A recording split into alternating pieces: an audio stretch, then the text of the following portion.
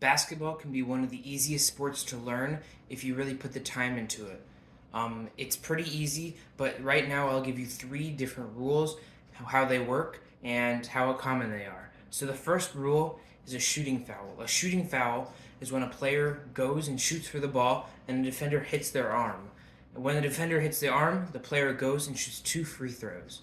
So this has been going up and up, the amount of shooting fouls, and it's gone up about 0.2% every year, and it'll continue. It looks like it'll continue going up as the refs are getting softer, and shooting fouls will be called more.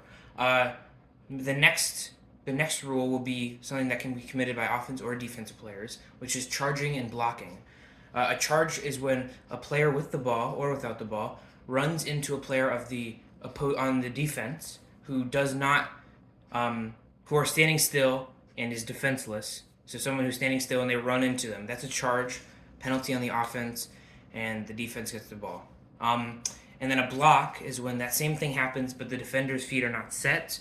And so what happens is then it's offensive ball and it's a foul on the defense because they got into their way of doing something.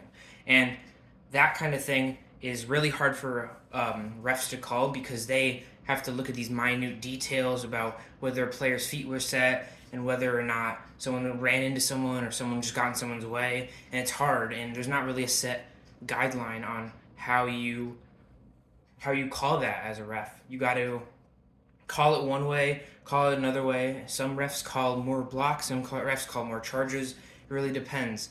In the end of the day, it's the ref's judgment call, and depending on the ref, it might be a block, it might be a charge.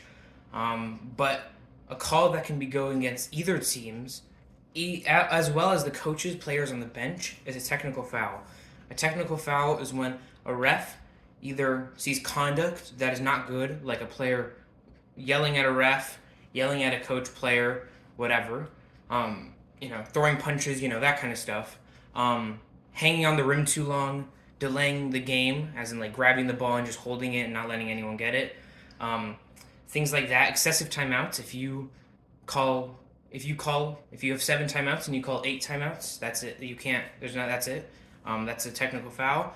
If you have 6 players on the court or 4 players on the court, that's a technical foul and not 5. That kind of thing could be bad for the game. So that's why there's technical fouls. Now, a player can get 2 technical fouls at the max, and then they're ejected from the game.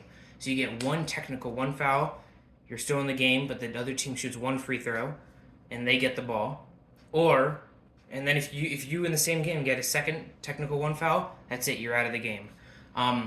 If you, though, get a technical 2 foul, 1 technical 2 foul, which is like over the top, like if you're throwing punches or you've done something really bad, then you're ejected just straight off of that 1 technical 1 foul.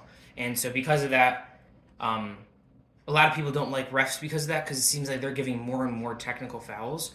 Kevin Durant, one of the best players in the NBA, in 2013 had only 14 technical fouls, which is, he came to the NBA 2007, so that means he had only gotten 14 in that span.